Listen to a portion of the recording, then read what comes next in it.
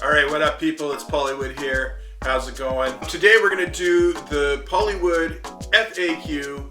And I figured I'd do this just because the last couple episodes we were doing the I Never game and letting you know a little bit about some of the things I've done. And I haven't told anybody really a whole lot about myself. If you know me, you probably know a bit and what I like and stuff like that. But this is an opportunity for me to kind of share what I like without having you piece together a million clues from a bunch of different videos or just details I've dropped on people in my life. So these are the questions, and feel free if you have any questions to ask me. I will answer them in future videos. So please post questions and I will answer them within reason. If you want to ask me questions about faith, politics, favorite music, I'm really good at talking about music.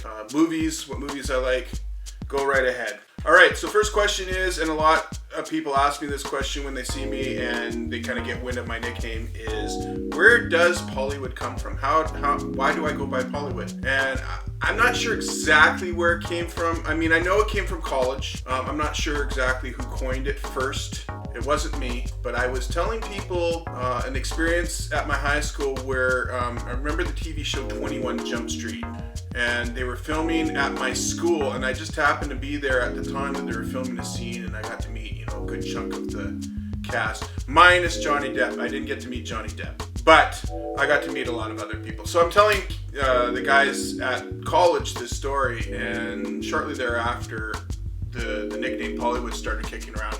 So I don't know if it came from that story where I was saying, oh, I'm at the cast of 21 Jump Street, or whether or not it just was Pollywood, Hollywood. It just kind of fits. So I don't know. I liked it. It stuck. People call me that. People call me Polly D, which also works. How many records, either vinyl or CD, do I have? And that's a long and complicated question because I don't know exactly for sure. I think I have somewhere, I have a lot of CDs. I have probably well over a couple thousand. I don't know if I have 5,000. I think I don't. I could have over 5,000. I have a lot. And really it's just from years and years of buying CDs. I started buying vinyl probably 2015, 2016, somewhere in there, where I really started buying vinyl again. And I would say that with the vinyl, I probably have over 500, but under 1,000. So definitely more CDs, just because most of my, impressionistic years, when I was a child, CDs were the main physical medium of music. And so you like a band or an artist, you go to the music store and you buy a CD. Looking at downsizing and getting rid of a few of them just because of space requirements. So I've been trying to limit, obviously streaming services help with that. I don't feel so connected personally to my CDs anymore because I can always go and I can listen to it on streaming. However, and I'm going to go on a little rant here, physical versus streaming. Not that I'm begrudging anybody to get a subscription to Spotify or Google Play. I have a subscription to Google Play and I like it. It's really handy when, checking out new artists or groups that I think I might like. But I would encourage people, if they can support a band that they like, buy something, buy a physical copy, buy the vinyl, buy a t-shirt, and also buy local. Don't go to Amazon and buy it there unless you absolutely have to. Check with your local record stores. Go there, support them, particularly during this tough time. Support your artists. That's basically my rant on that. Support your artists. Streaming, it's all basically going into the coffers of a huge corporation, and the artists receive very little from that. So just the best thing you can do is you can buy merch directly from the artist or buy a record from a local business. Support your music industry. Do it like that. Okay, favorite albums. I have a few. Revolver by the Beatles is a big one. I love that album. I think it's probably, in my mind, the greatest album ever made. I think the best Beatles album ever made. I know a lot of people will dispute that. I think there's a pretty good argument that Revolver is the best album the Beatles ever made. And I'm not going to go into it here. I might just have to devote a whole episode just to that. But needless to say, I love Revolver.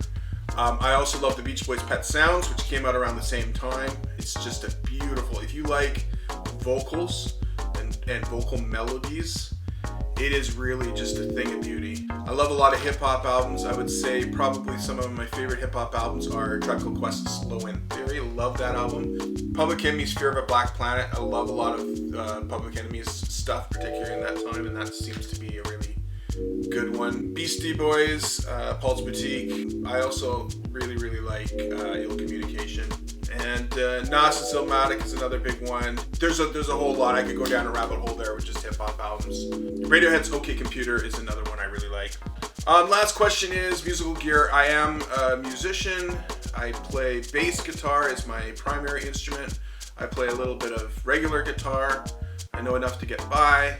I can fool around on a piano or a keyboard, and I've written stuff on piano, keyboard, but I wouldn't consider myself somebody that really knows the instrument in depth. Musical gear, primarily, I play a Hofner violin bass. Most people that see me in church will see me playing that guitar. I have another bass guitar that's kind of sitting in my brother's closet right now. It's just an old Squire precision bass, and I'm not sure even the status of that. I'm not even sure if it's got strings on it right now. So basically, my main tool is the Hofner violin bass, and I love it. It's a beautiful instrument. It sounds great. When I bought it, I bought it partly because of the Beatles connection to it, because Paul McCartney plays the Hofner violin bass as well. But really, when I sat down in the record or the guitar store, sat down, plugged it in, and played it, I just knew it was the guitar for me. Just nice, rich, warm, not overly electric. A bit of a nice kind of organic, natural acoustic sound to it. So I really like that one.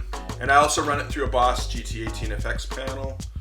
Just gives me a little bit more, particularly if playing live, a little bit more compression on the sound.